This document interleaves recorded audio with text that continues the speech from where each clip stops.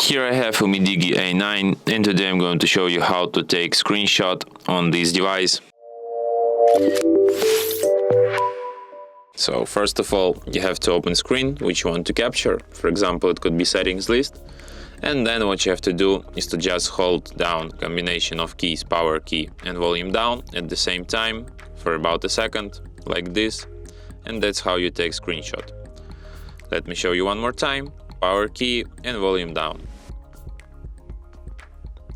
You can also take screenshot by just holding power key, and when this menu appears, just tap on the screenshot button and it works absolutely the same way. And now you can find your screenshots in gallery, in the screenshots section here. And from here you can share, edit or delete your screenshots. And that's it. Thanks for watching. If you find this tutorial useful, don't forget to hit that like button and subscribe to our channel.